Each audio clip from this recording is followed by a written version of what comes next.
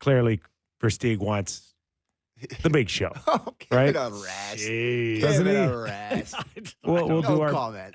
We'll finally get Chris some. Listen, I've been burying my colleagues enough already, so I don't need to do that. It's all right. I don't need to bury any more colleagues. Just happy to give him the FaceTime that he deserves. That's all. All right. All right. Enough. Good God. Just kidding, JD. Just kidding. Doug McLean will join us on the National Hour, and that's when things really, really step into the ditch. Yeah. Plenty to talk about, including a trade. The New York Rangers. Seems like it's been consumed like the last 24, 48 hours on what the Rangers are going to do with some of their big contracts, their big boys. Some of them have no moves. Yeah. Jacob Trouba had one, but only half the teams at 15, if I'm not mistaken, and he ends up going to Anaheim. You want to wait for that nationally? I think it's worth the conversation. Yeah, it's worth a chat for sure. Original 6 team, is about to waive their captain at one point today, and then he ends up getting traded to the Ducks. I think it's worth a quick conversation before we get to Leafs. All right. What do you think? What do I think? I think, unfortunately, it's the ugly side of business or the game. Mm-hmm. I understand the players have rights with no moves or limited no trade clauses. You exercise them. Teams also find different ways to get around them. And that's basically what happened. Just for those of that aren't up to speed, the threat was, if you don't let us trade you, we'll put you on waivers. That didn't happen. As we found out at 2 p.m. that he was not on waivers, which meant he finally agreed to a contract. Or a trade, with Anaheim. The waivers thing is crazy and probably a loophole that will eventually get closed in some form of CBA. But, to sort of put this in perspective, it sounds like his play was at such a level, in the Rangers' opinion, that they would rather have his cap space than have him play for them at all, right? They just want to free up that space. They're ready to just move on from him, which is why they traded him for nothing, essentially. Yeah. No disrespect to Vakanainen, but they just wanted the cap space here. It's a little strange, isn't it? That threat of if you have the Ducks on your no trade or no move clause, but they waive you, the Ducks can claim you. So basically, if you play badly enough, you don't have a no move clause. So, I think this is a very two-sided story in terms of the public, what you see and what's probably going on behind the scenes with Trouba and that team and the whole thing. But from a public relations standpoint, this is a bit of a nightmare, no? Having your captain be the captain of the Rangers, this original 6, one of the premier franchises in the NHL, and you're threatening waiving your captain to get him to trade. You trade him to the Ducks. I don't know. It just kind of all rubs me the wrong way how it played out.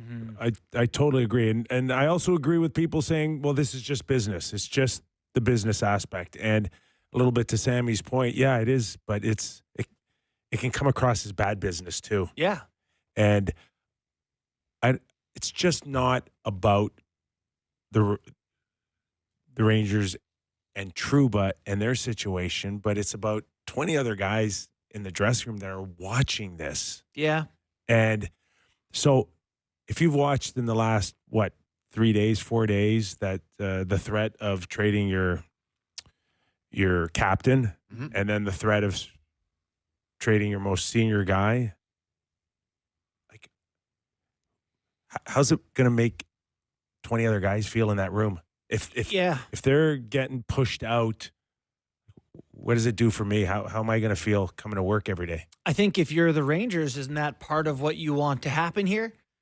You want to say that no one is safe, that everyone is playing for their jobs, and that everyone's a little too fat and happy and comfortable, and that, hey, any of you could be next.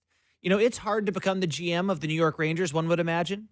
You have a job to do. I agree with you that this is not great. You don't want to have to push this button, but if you feel like your team is underperforming enough and he's at the root of it. The only question is short-term or long-term, how does this help you? They play tonight, Pittsburgh. Pittsburgh's coming in, playing a lot better. 4 in a row, I think. Okay. One. is this good for your team to Yeah. go play tonight, or is it just pouring gasoline on a flame? Fire. So they have 8.6 million in cap space with Trouba gone. And Puck PD had tweeted that means that they will accrue cap space up to the deadline, which conceivably they could then spend up to 27 million in accrued cap space at the deadline just for this year, which is a concept I'm not entirely clear on, and I do need to look into that farther. But it feels like the Rangers are going to have room to acquire players. When though? When? What do you mean by when? Because the When? timeline. You're gonna now go get players. There's no trades. There's nothing happening. Everybody's got a cash crunch. While a lot of teams showed interest in They Trouba, don't anymore. but other teams do.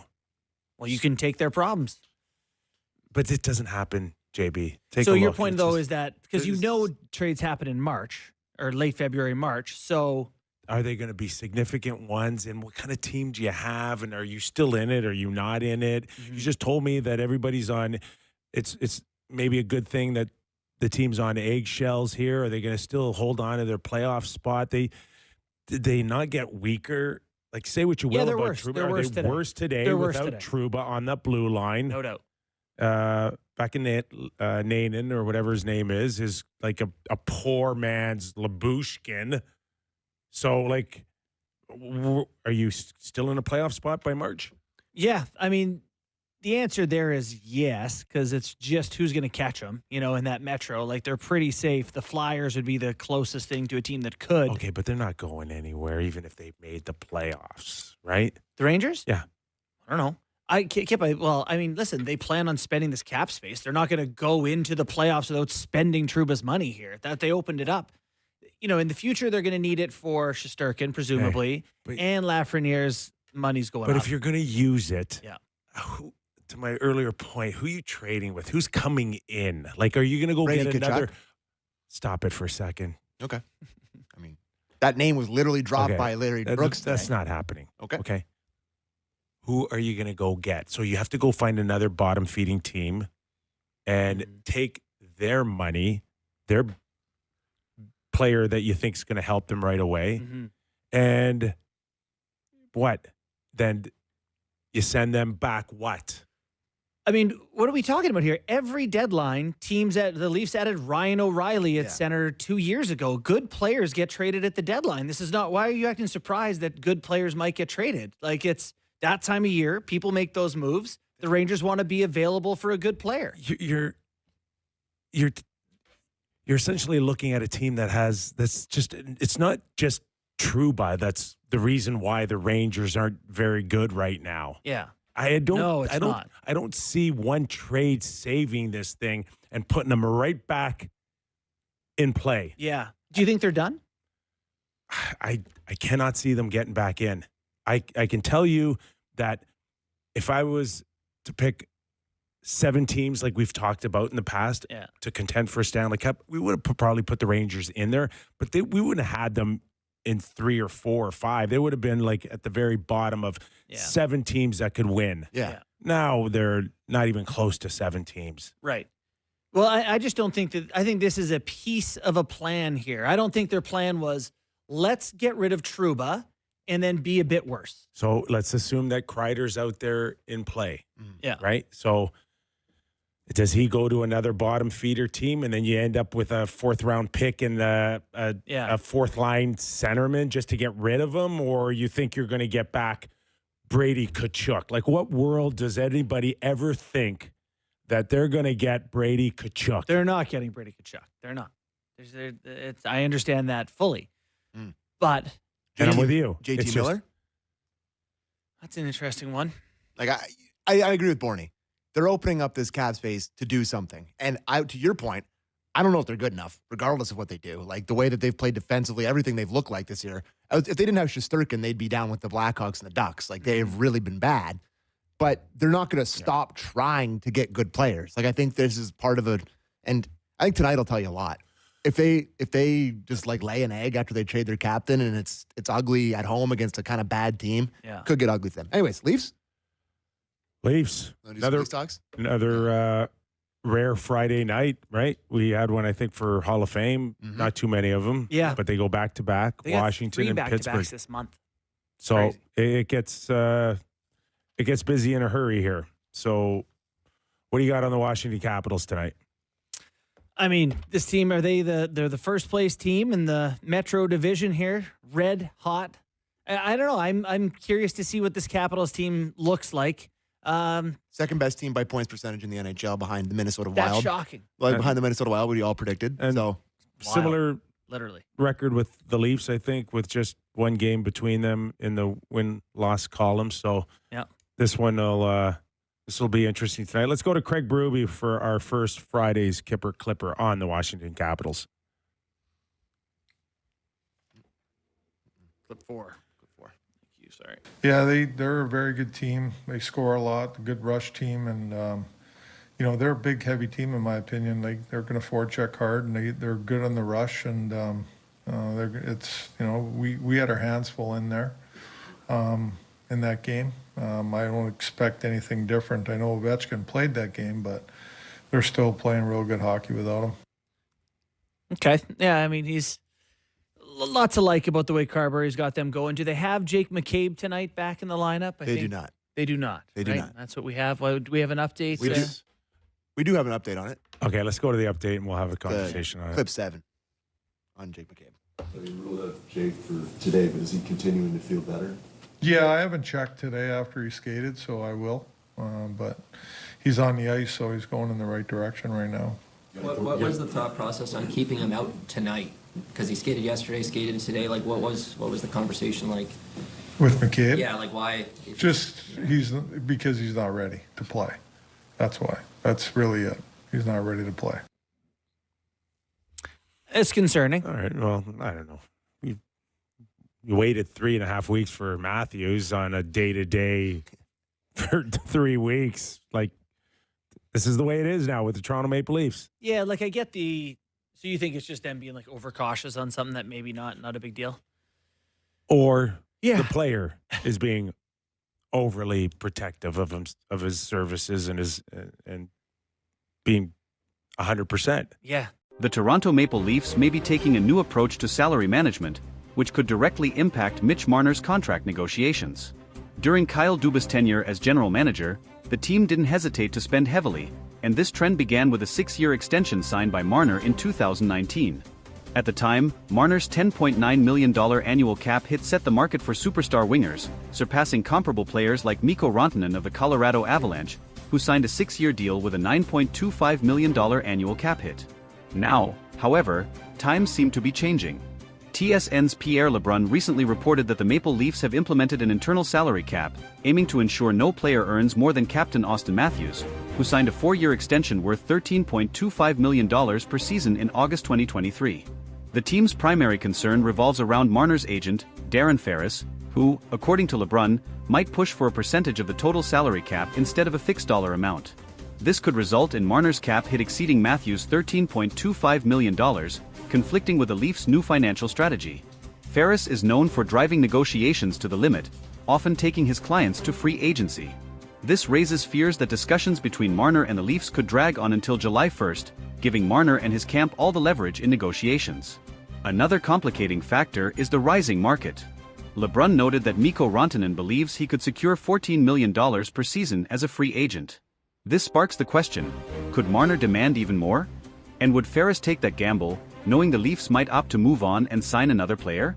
Marner has made it clear on multiple occasions that Toronto is where he wants to be.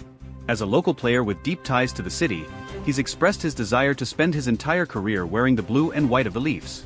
However, staying with the team may require him to accept less than market value, especially if the front office remains committed to its new salary structure.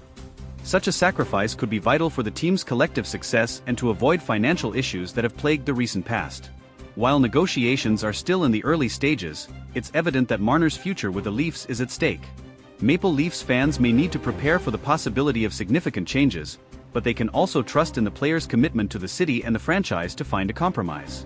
The Maple Leafs' decision to implement an internal salary cap reflects a broader shift in their team-building philosophy.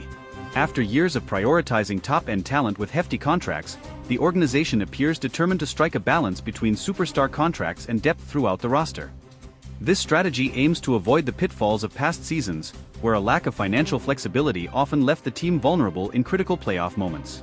For Mitch Marner, this shift creates a unique challenge. On one hand, his value to the Leafs is undeniable. A consistent top scorer and elite playmaker, Marner has been instrumental in driving the team's offense. On the other hand, his ability to command a salary that rivals or exceeds Auston Matthews could put the Leafs in a difficult position, especially with a potential need to strengthen other areas of the roster. As the 2023-24 season progresses, the Leafs must weigh the potential consequences of sticking to their cap philosophy. Losing a homegrown talent like Marner would undoubtedly sting for fans and the organization alike. However, allowing one player to dictate financial terms beyond the team's structure could hinder long-term success and force painful sacrifices elsewhere. Adding to the complexity is the looming free agency of William Nylander. If the Leafs are to stick to their internal salary cap, they may also face challenges in retaining Nylander, who could command a significant raise. Balancing contracts for both Marner and Nylander within the new framework could prove to be the ultimate test for Toronto's management team. Another factor at play is the team's ultimate goal, winning the Stanley Cup. While star players like Marner and Matthews are crucial, history has shown that depth and balanced rosters often prevail in the postseason. If the Leafs fail to manage their finances effectively, they risk falling short of building a championship-caliber team, even with elite talent. For Marner, the decision to stay with the Leafs might come down to more than just dollars. His connection to the city, the fans, and his teammates could be deciding factors. If he prioritizes legacy and loyalty over maximizing earnings, there's a strong possibility that he'll work with the team to find a deal that benefits both parties. Negotiations will also test Darren Ferris, known for his hardline tactics in securing lucrative deals for his clients. While pushing for top dollar is expected, Ferris may need to weigh the risks of alienating the Leafs management and fanbase. A prolonged stalemate could damage Marner's relationship with the team and